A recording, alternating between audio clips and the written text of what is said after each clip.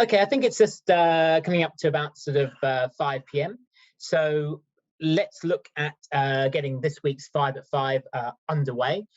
Just to go and introduce myself again, my name is Andrew Thake and I'm from Minds and Money. And welcome to this week's Minds and Money 5 at 5 show, which is brought to you by Lomiko Metals and Metallum Resources, and is brought to you in association with the Resource Global Network.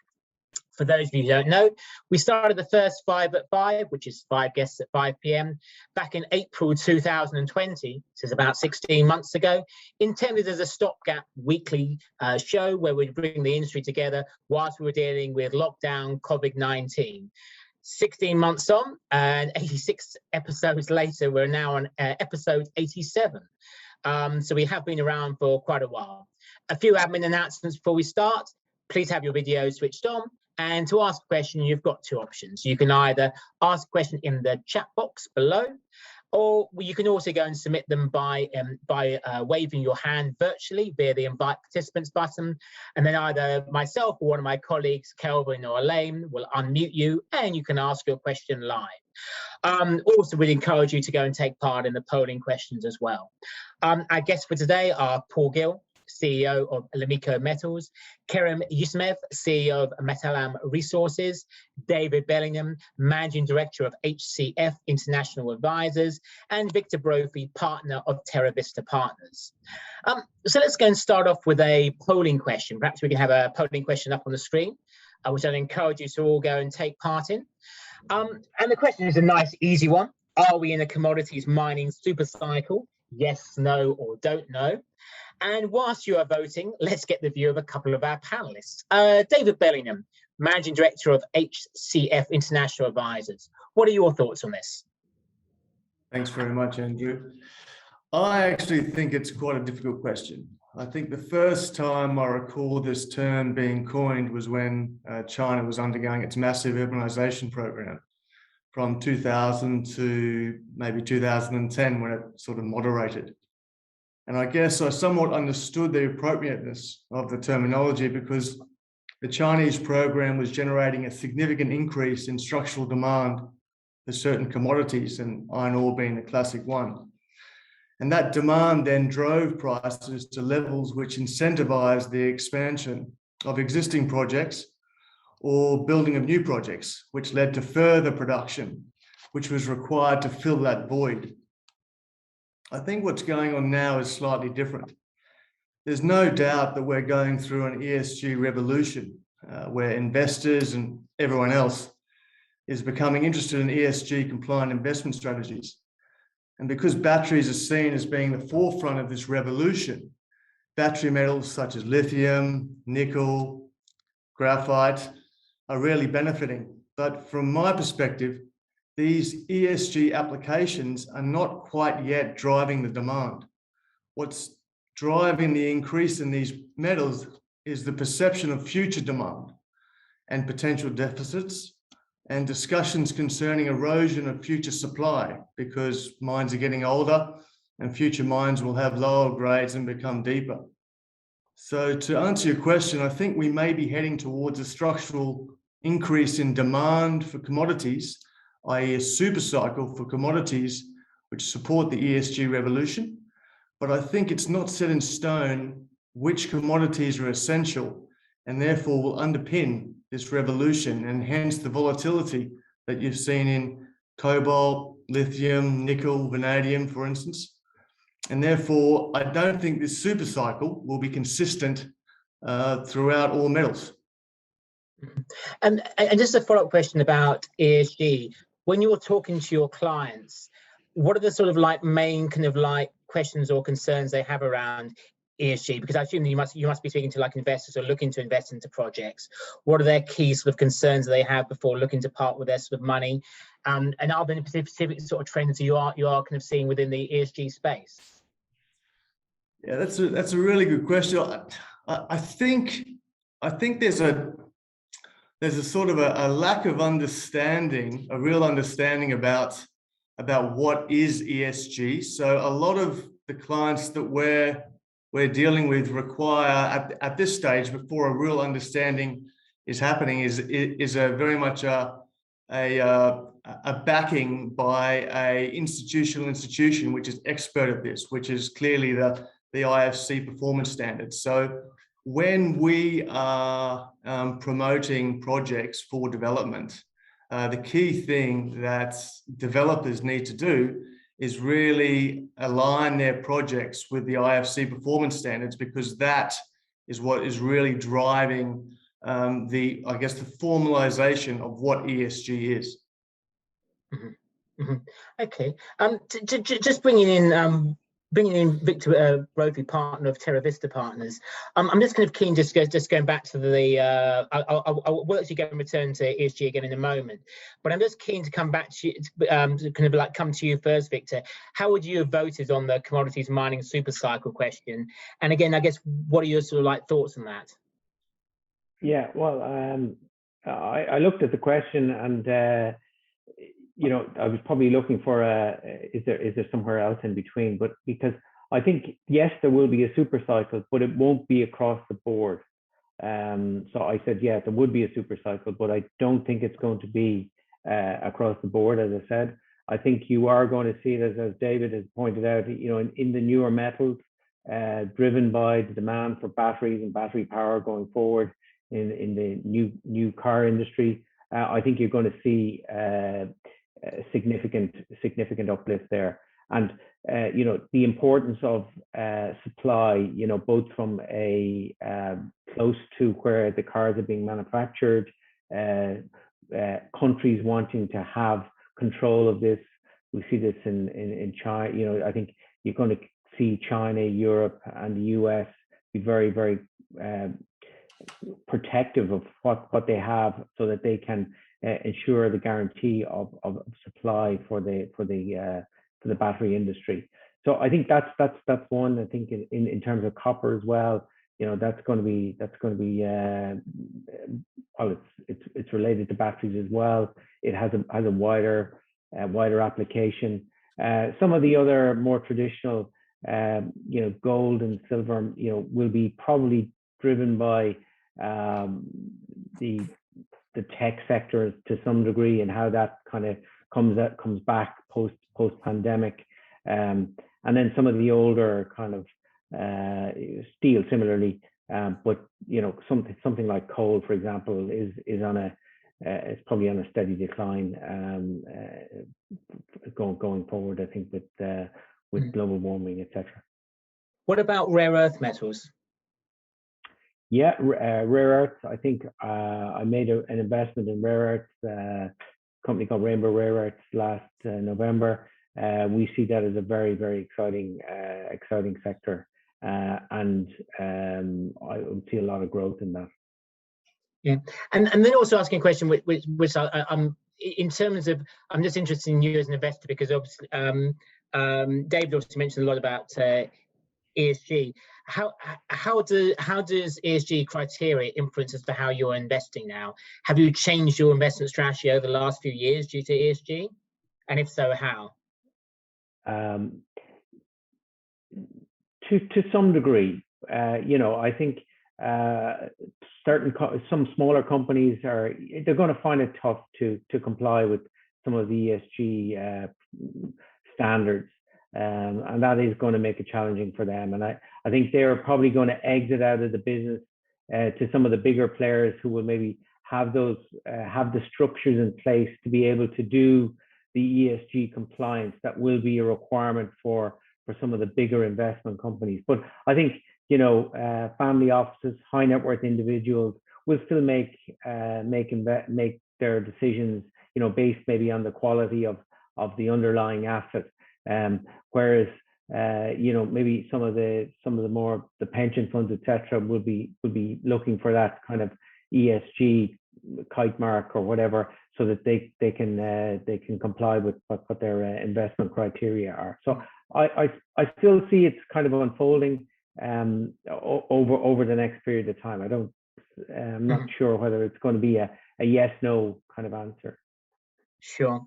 And then just kind of coming back to David, one thing I found very interesting in your answer, you also mentioned IFC standards, but I guess that often when I speak to the mining industry, one of their common gripes about ESG is I think the majority of the mining industry get ESG, kind of like want to go and support ESG and want to become ESG compliant.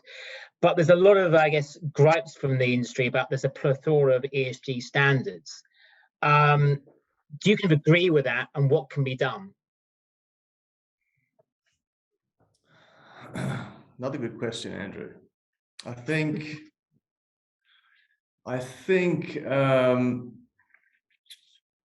as we go forward, there's going to be it's going to evolve, because I think at the moment there's a lack of understanding about the full carbon footprint of mining and EV and batteries, etc. So I think as we go forward, there's going to be it's going to evolve to really understanding what is required holistically to get that carbon footprint down. So at this stage, what we have is a lot of fragmented standards that pertain to certain industries. And for instance, mining, as we know, the golden standards, the IFC performance standards, and that is quite an extensive, criteria that mining companies need to adhere to the extent that that is recognized by the wider group. That is going to be an interesting, situation going forward, because at this stage, mining companies know what they need to do, but going forward, a lot of people are being influenced by what they think is important from a environmental standing. And a lot of those things aren't quite as environmentally friendly as you would think. So for instance, depending on the baseload generation of electricity, you have got in some areas around the world, the carbon footprint of EV cars is not as clear-cut an advantage over ICE cars as you would think, depending on how that electricity has been generated. So I think as we go forward, it's going to evolve into a more of a holistic understanding, and therefore the entire industry will have to start to understand that mining is a part of the entire chain, and therefore it's got to work together. And battery metals and other metals that support that are going to have to work in with the entire footprint, rather than just looking at each industry specifically.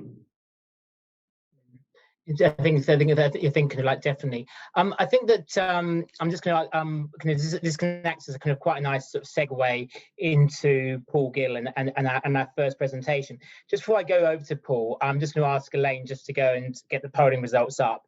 I probably should have done an in between rather than a very binary yes or no, so apologies for that.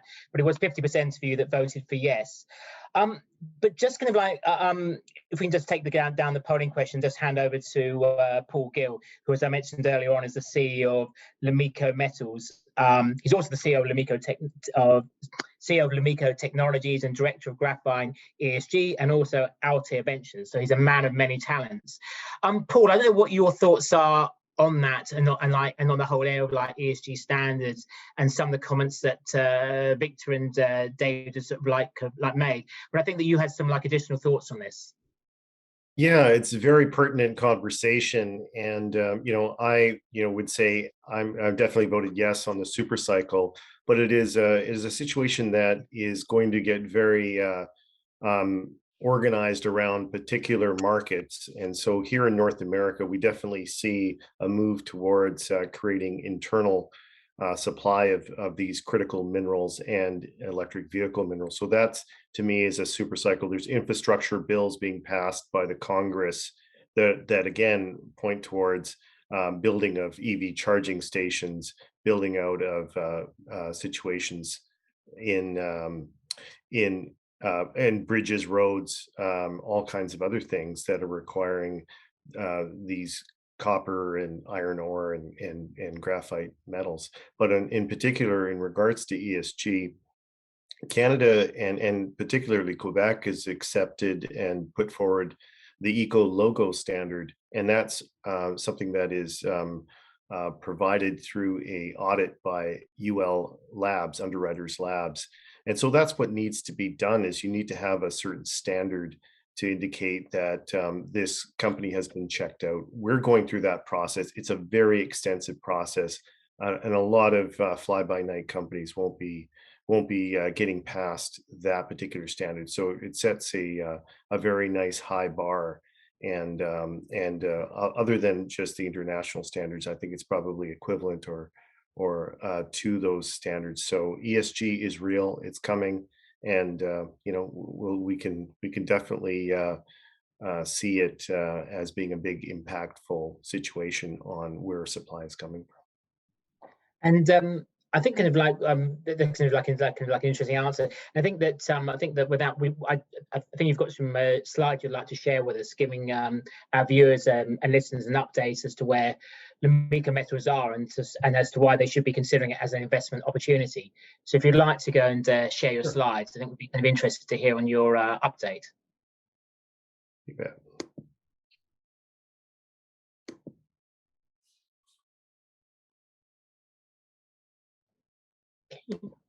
Great. Hope you have it up on your screen, everyone. Great. Yep. So I'd like to thank you for attending. I'm the CEO of Lomiko Metals, Paul Gill.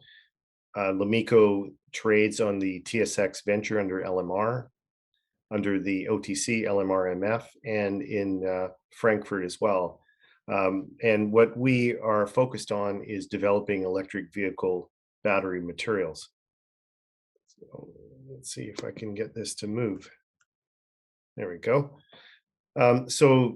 Basically, where have we been the last little bit? We've been developing a preliminary economic assessment on our project. We've optioned the Brophy lithium project as well. We've delivered our PEA, very interesting document, a news release that was 16 pages. We're opening a community relations office. We have good metallurgical results, good cash in the bank, and obviously going forward on part of the ESG standard we were just talking about with an environmental baseline study to say where is everything at on the project. Here's a picture of the two projects.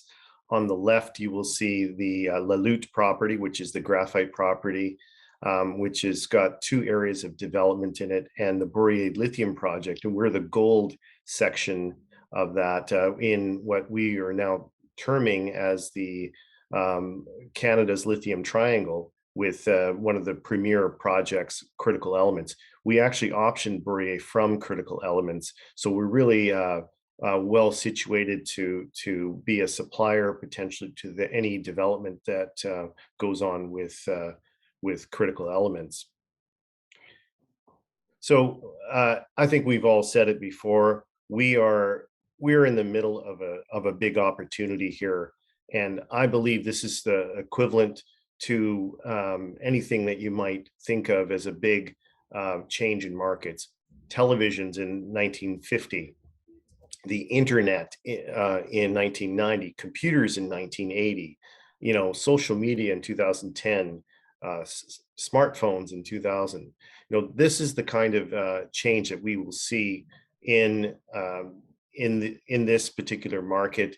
We're going from, just like in 1900s, going from horse and buggies to cars in 1920, and that's where the trajectory is. We're going from EVs or from ICEs to EVs. So I think this is the trend that we should all be aware of, and Tesla is obviously the case.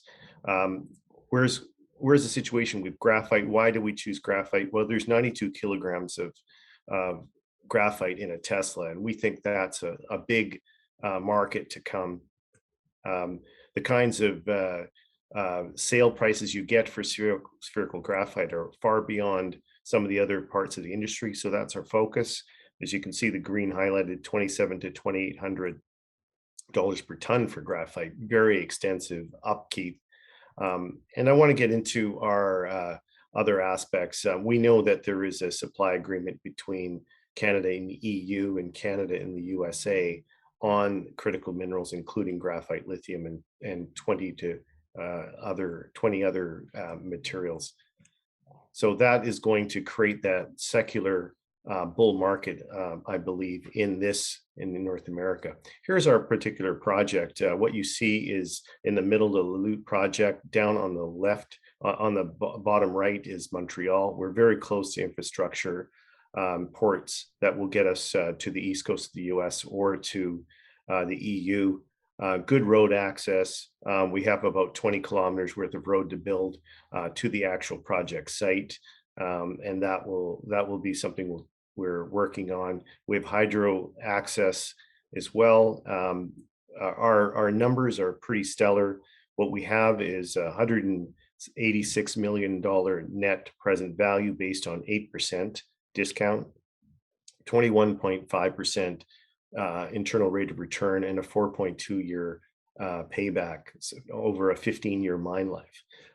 Essentially, the capex is $236 million.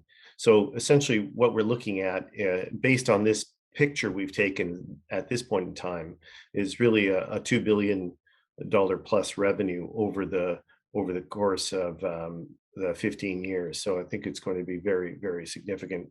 Another thing to note is the $416 per ton cost of development, and what we've used is $916 as a target weighted average for what we will sell the material at. That may in fact be significant, because other groups in the industry have used up to $1,700 or $1,400 per ton. So we haven't seen that. So the last bit, what's the situation look like on the ground? Here we have a picture of the mine development and the site plan. This will be a 3D model fairly shortly. And you can see that we have lots of development areas on the project at this point in time that will continue. Our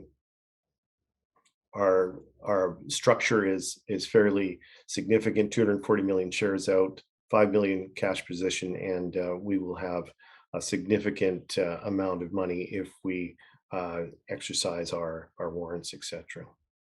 So thanks very much, Andrew. I'm happy to take questions. Thank you very much for that. I'm going to start off maybe coming to Victor first, because I know you mentioned in your opening comments you're quite interested in the battery metal space. What thoughts do you have, and do you have any questions for Paul?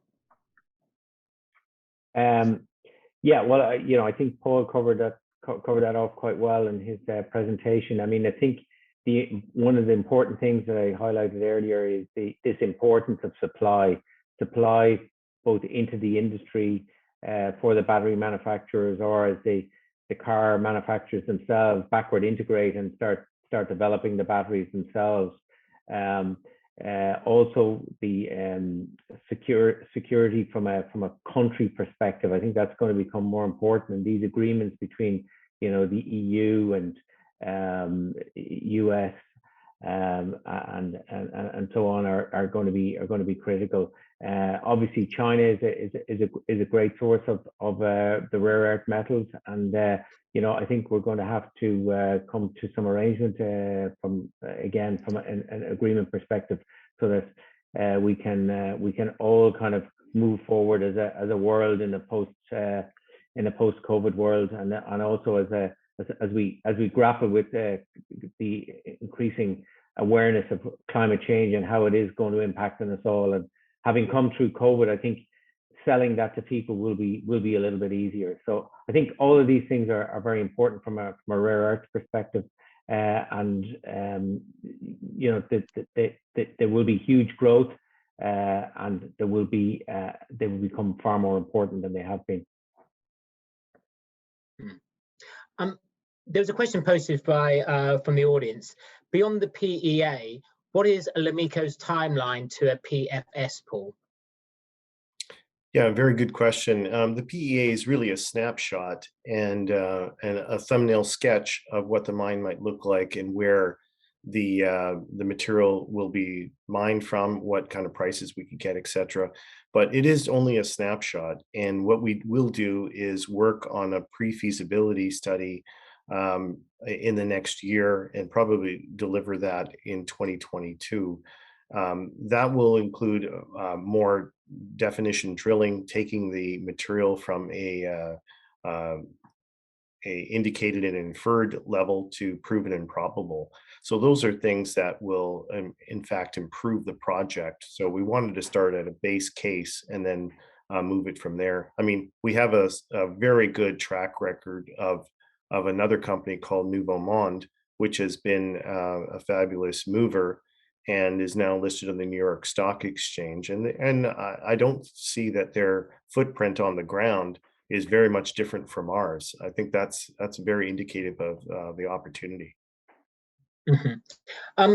Going to turning to David from HCF, what questions or thoughts do you have for Paul and Lomiko Metals? Yeah, sure. Yeah, thanks, Andrew. So with regards to, I'll get some more specific questions if I may. So with regards to your concentrate grade of 95%, I assume you've got network that substantiates that, but ultimately that's going to be is that broadly a basket of concentrate that may be going into the refractory market and the battery market, and what's the proportion of the two, and effectively what are the different characteristics that would allow some of the con to go to the refractory market and then to the battery market?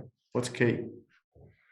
Yeah, those are great questions. We have the report from SGS, which was delivered on April 7th, and that's a very thorough report. And I wouldn't want to comment too much. I'm not a geologist or a metallurgist on this, but essentially, one of the things that we have a challenge on is to find material that is at that higher grade and can be upgraded to the battery material level.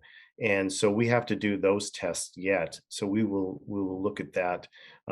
Primarily, what we're basing our arguments on right now are to the refractory market and to the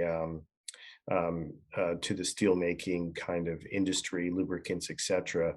We haven't priced in the upgrading of the material to spherical.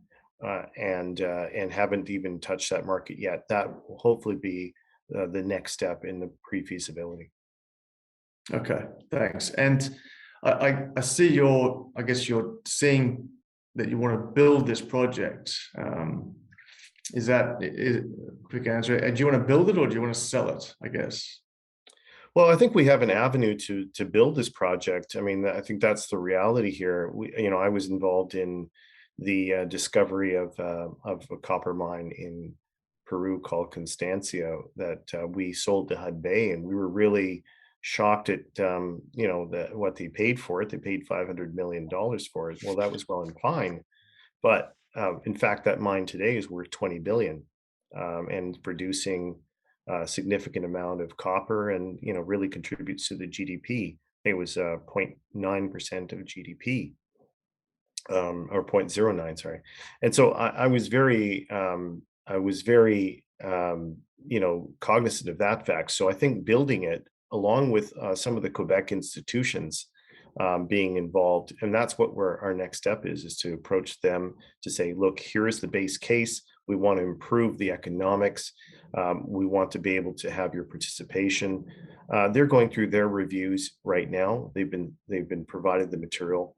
We were talking to a number of different funders as well. It's a big ask to raise $250 million to get this project off the ground, but I think it can be done. And if there is a will, there is a way.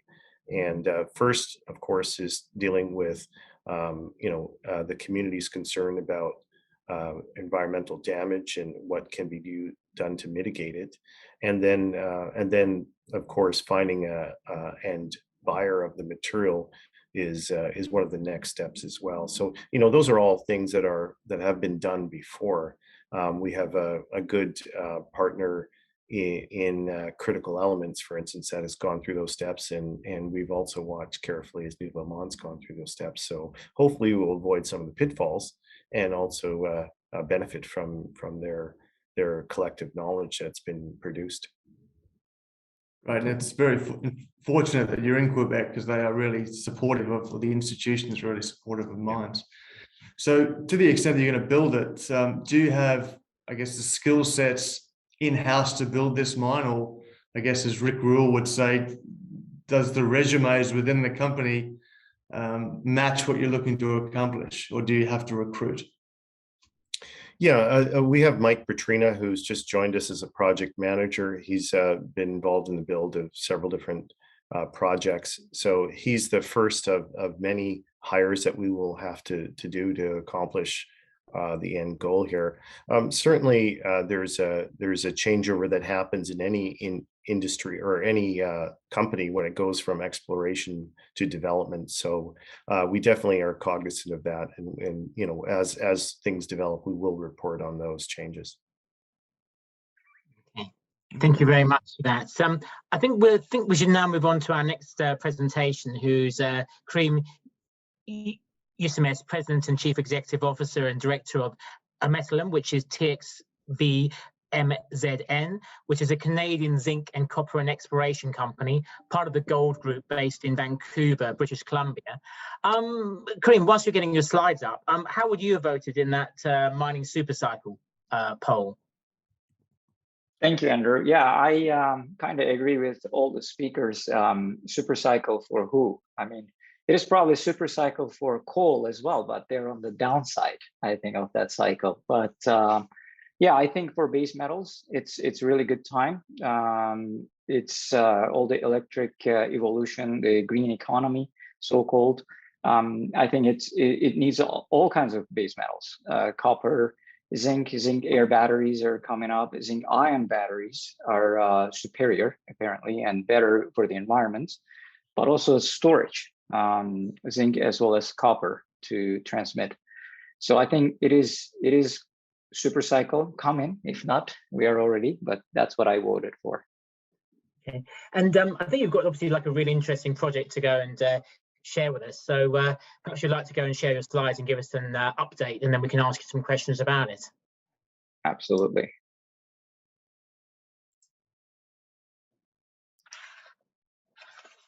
Yes, thank you for joining. I'm Kerem Usenmez, the CEO and Director and President of Metallum Resources. Metallum is relatively a new listed company at the TSX. We started in April trading. That's when we did the acquisition of superior zinc and copper base metal project. It's located in Ontario, just east of Thunder Bay, with connected to Trans-Canada Highway with a maintained road about 20 kilometers. So it's an old producing mine. Basically, it was in operation by Inmet in the 90s, and now First Quantum took it over. But before that, they mined about 10 years, 3.3 million tons at an average of 16% zinc and 1% copper with some precious metals. So there's a JORC compliant Australian standards bankable feasibility study done with the previous owners that we acquired this asset from. We are in the conversion, we're in the process of updating and converting it into Canadian standards, which should be published next week before the end of August for sure. So there's already really good infrastructure in place. It's a VMS deposit as for Archean, the same age, as you can see, all the other good big VMS deposits.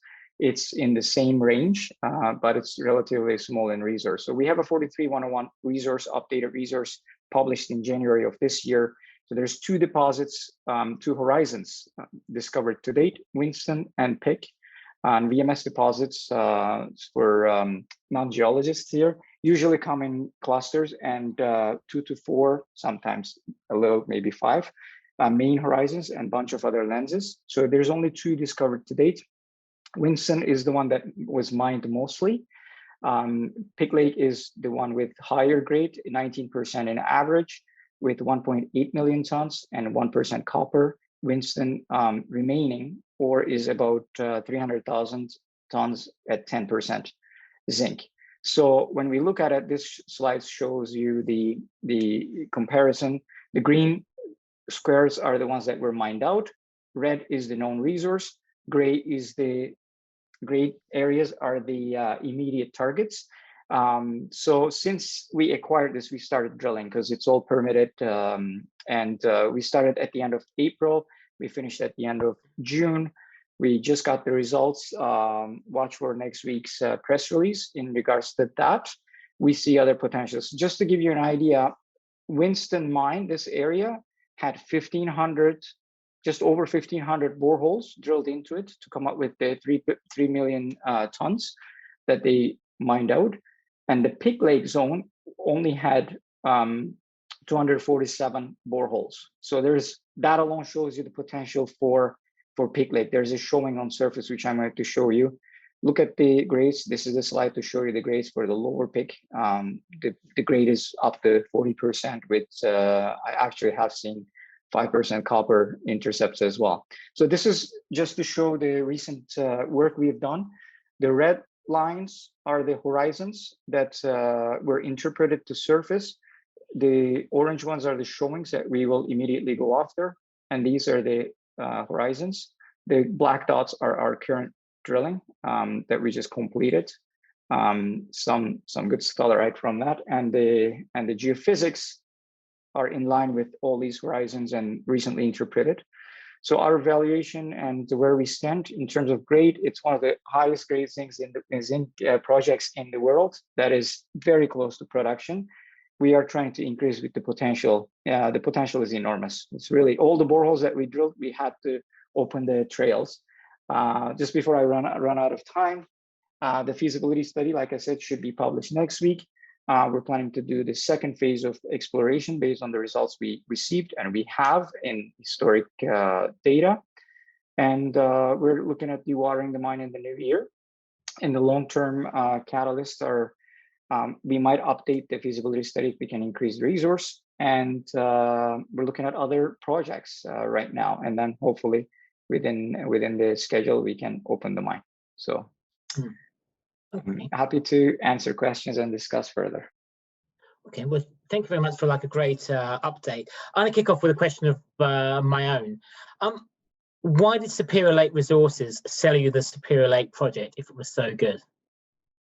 That's a great question. That was one of the first things I really asked when I started getting involved with the group and this project, because it looked too good to be true. I mean, it's close to production in a fantastic jurisdiction with all the infrastructure. I mean, the infrastructure alone, let alone the price, the cost of it, the timing that it would take. Like there's tailings then, there's transformers on site, the road, it's incredible. So the thing is, there's a bunch of factors to that to answer. First of all, it's share-based compensation that we acquired it with. So, and it was the timing.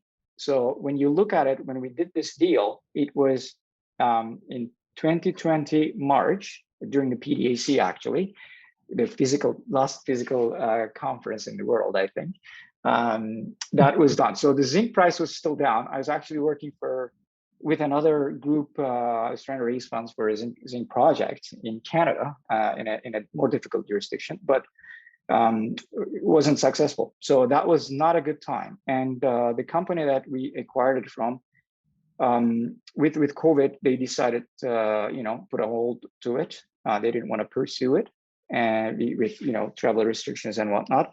And they wanted to focus on what they know best, which is uranium. They wanted to focus on that. So a bunch of factors, timing, and our chairman Simon, who did the deal. I mean, he's been very successful on that kind of stuff to see where the puck is going, basically, in Wayne Gretzky's terms. That was really good timing. So hope that answers your question. Certainly does. Harder you try, luckier you get. Very, very common axiom.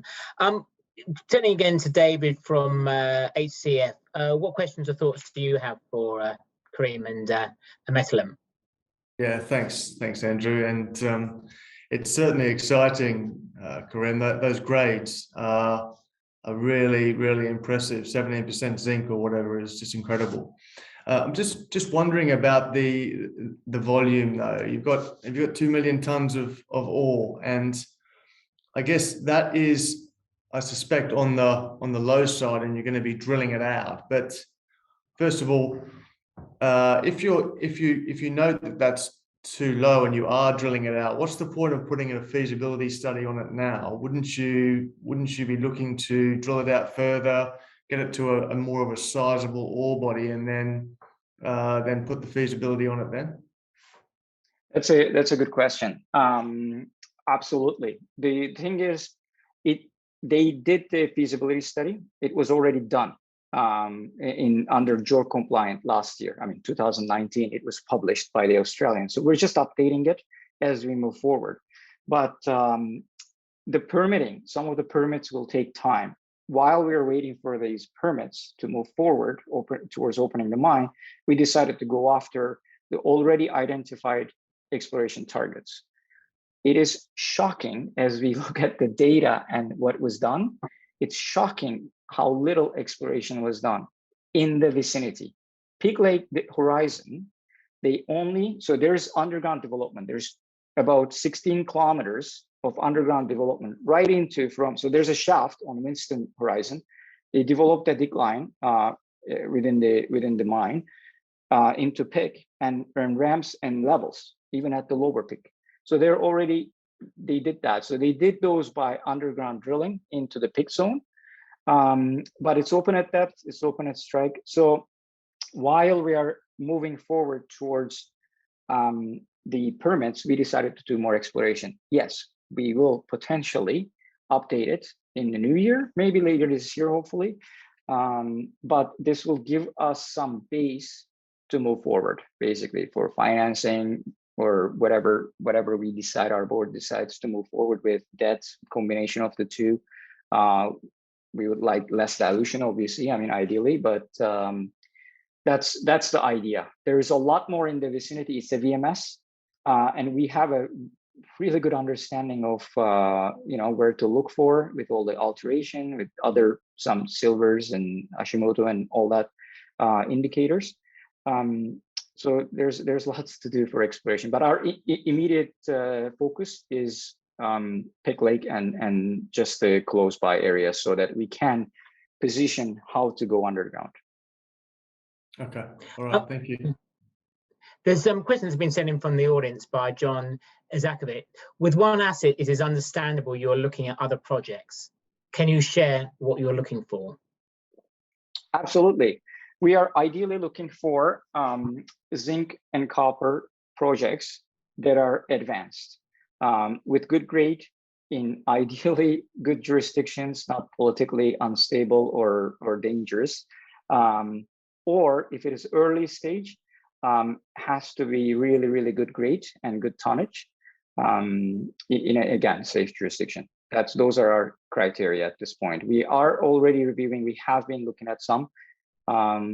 Yeah, so our focus is zinc and copper, ideally VMS.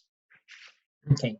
And when you're saying that you're looking at jurisdictions that are sort of like not risky, can you be a bit more specific? Are you just looking at like North America, or would you look at Latin America or other parts of the world? Absolutely. All Americas, basically. Latin America is definitely in our radar. I mean, Simon Ridgway had been very successful discovering, developing deposits, our chairman. We have Mark Cruz, who built a zinc company, Trevally, from scratch. He's a good friend and a technical advisor. David Lang, same thing. I mean, listen, it's risk tolerance is different for everybody, right? So what we're looking at is that we don't lose the mine if we start developing. Let's put it this way. That's I think what I was referring to. So you know, a couple of stories lately that had happened out east. That's what we want to stay shy from. Okay, thank you for that. Turning to Victor Brophy from Terra Vista Partners, what questions do you have for Kerem? Yeah, I mean, in terms of the, we spoke about the super cycle, and what do you think will be the things that will power, you know, things from your perspective, from a zinc and copper, that will be the driving forces for that will probably increase the value of your mine if they come to pass? Thank you. That's a great question.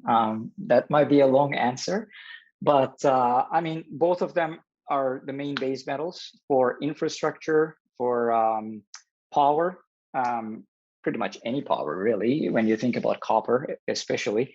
But zinc is infrastructure. It's always been infrastructure. 50% of its use is infrastructure. There's even some nutritional aspects to it. I take zinc tablets when I feel weak. But I mean, right now, what we are seeing in zinc, I'll start with zinc. It's a little bit shorter explanation. Zinc is, apart from all the infrastructure that they're going to use in the countries where they want the stimulus packages, United States, Europe, even Africa. That's where the main thing is. However, there is zinc ion and zinc air batteries. I mean, look it up if any of our viewers haven't heard. Especially zinc air batteries are getting traction for storage, energy storage. State of New York, in Tennessee, California, they're doing pilots.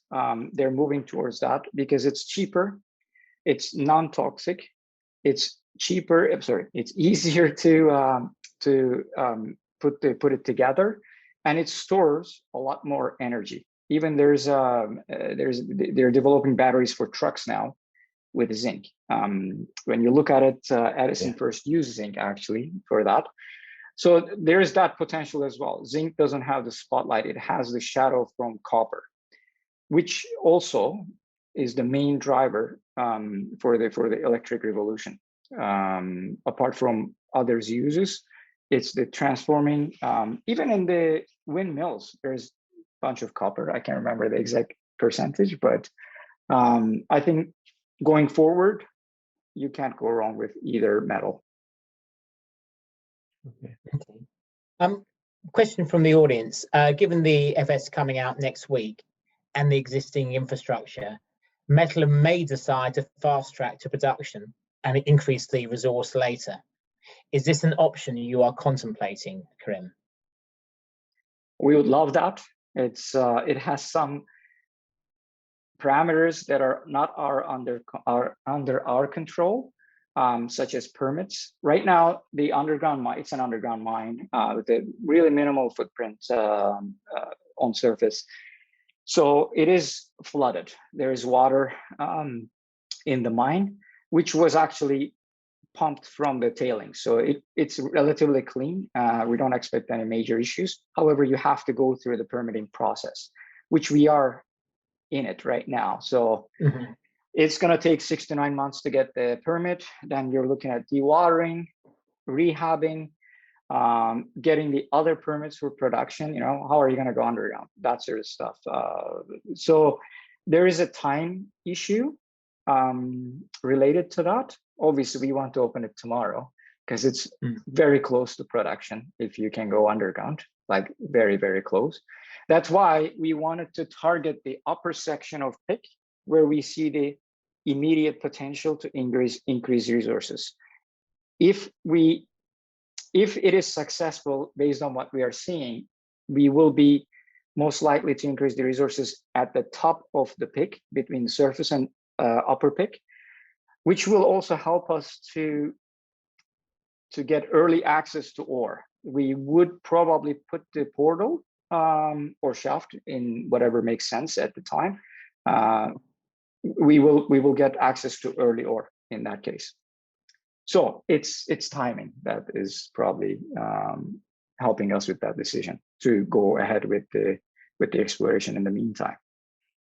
Okay, thank you very much for that. You obviously touched on political risk earlier, and then there was actually a question sent in for David Bellingham about political risk. So David, the question for you sent in by the audience is, over the last few years, we've seen increased political risk in mining. And more recently, for example, we've seen plenty of anti-mining sentiment coming out of Peru and Chile from locals and politicians. One of HCF's specialities is political risk management, and one of your major projects has been Togo project in Mongolia, which I don't think needs any introduction. Do you believe, David, that in general that the risk is increasing? And if so, why? And how is he advising his clients to manage and mitigate the risk? I think the way that the person's asking, they're asking about like is like political risk increasing in like general as opposed to specific reference to just the Togo project in Mongolia. Yeah, that's a good question. Yes, we are focusing on emerging markets. That's our strength, and we have closed deals recently in the DRC, in Mongolia, and we've got mandates at the moment in Niger, in Sudan, and Guatemala. So yes, we very much focus on emerging markets. Ultimately, in order to appease financiers, you need to make sure that your ESG credentials are truly bulletproof. So ultimately, what we're seeing is that the risk in some jurisdictions is increasing. And as we've seen in some South American jurisdictions recently, the risk of nationalization is increasing. But ultimately, if you engage with the local communities and you engage with the government and you do the project development in a way that is very beneficial and very much is beneficial to the local community rather than to the mining company itself, then you've got a very good chance of getting that community support, getting that social license to operate, and that's what mining companies need to do. So ultimately what we do is we make sure that when companies are developing their projects, they're making sure that they engage with the stakeholders and build their projects in the way that is I guess guided by international performance standards that allow these projects to be built properly.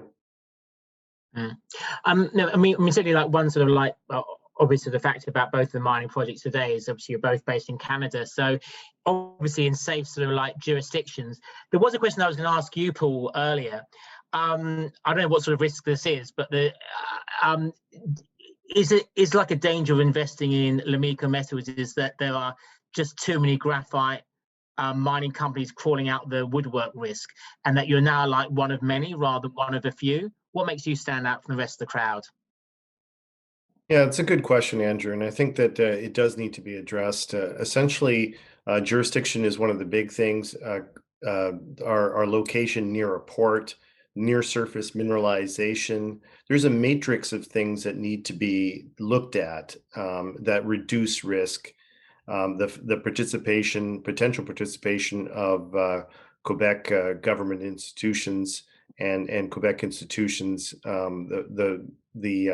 the place that the location holds in the risk factors or the risk matrix itself. So I think that that is some of the major factors in our favor. Now there may be other graphite mines, but graphite projects coming out. But I think that we've been at this for a while, so we know where our weak points are and where our strengths are, and how to strengthen this project to the point where it will be undeniable. And the fact is that the demand will be there. We know that lithium demand is going to continue. Electric vehicle demand is going to continue, whether it be in cars or in infrastructure such as charging stations, and therefore you're going to have to source this material from somewhere. And I think North America has an opportunity. There's only one other producing graphite mine in all of North America right now, the Imerys carbon and graphite mine, and one being built in Nouveau Monde. So I think there's at least 5 or 6 graphite mines that are needed by 2025 or so. So we're definitely in the mix, and we wanted to be one of the top 5 worldwide in this situation, and I think we've met that objective. And then just bringing in Victor from Terra Vista, how do you factor in political risk into your investments? Yeah, well, as part of our review when we're making an investment, be that either as a straight equity investment or as a hybrid instrument, we go through a rigorous kind of investment committee process, and political risk is one of the factors that we look at there, and we we assess obviously in certain countries that risk will be higher, and we factor that into our investments so that we're getting the risk reward profile from the investment that's appropriate. But if the risk level is too high, it doesn't matter what the return is, we won't make the investment. So and that as you operate in countries in South America and Africa particularly, that level of political risk is much higher. I often get like asked as a conference organizer, what is the biggest risk that I go and face? And I guess that segues into a final polling question. Biggest risk as a conference organizer I face is that we're stuck in COVID-19 for the next sort of like 10 years. So I'm hoping that everyone's going to answer this question, that you're planning to travel again in either already are September, October, November, December, and don't dare any of you vote for 2022. I see some of you already are. Which is always the joys of doing these online polling. Whilst you're voting, just let me ask this the quick view of our panelists. Paul, when are you planning to start doing international travel again? Yeah, I want to do it in November. We have to visit potential buyers of our product. So once we have everything going smoothly towards a preliminary or the pre-feasibility, then we need to get on the road and provide samples and visit those buyers. So we need to get there. I'm already traveling internally in Canada the end of the month here to do a site visit and attend meetings in Montreal. Victor? I haven't been traveling for the last year, but I do plan on traveling in September, and I'm looking forward to it. Good. Right up. That is the right answer. Kerem. Yeah, I've been traveling since April to the project site within Ontario in Canada, but I'm hoping to go international to attend Mines and Money in person in November, at the end of November. So, yeah. Okay, and then Kerem, what is your answer? That was sorry. That's me. Oh, sorry, gosh, sorry. David, sorry, gosh, I've had as early as possible. As early as possible. We haven't been traveling, but as soon as we can get out there and do it without being restricted by quarantines and stuff like that, we'll be out there. Great. Hopefully later on this year. Good. And for those, obviously for everyone listening in, we've still got online events running. We've got an online event running the end of this month, the 31st of August to the 2nd of September, which features 2 of these 5 at 5 shows. We also have another online event running the 19th to 21st of October. And we do have Mines and Money London running again in person from the 30th of November to the 2nd of December. So if any of you are interested in any of those events and want some more information, feel free to email me after the show, and I'm happy to go and provide you with more information. I think that brings us exactly right up to the hour. So I'd just like to thank our guests. I'd like to thank our sponsors, Lomiko Metals and Metallum Resources, as well as our media partner, the Resource Global Network. We'll see you again next time. Until then, stay safe. Thank you very much. Thank you.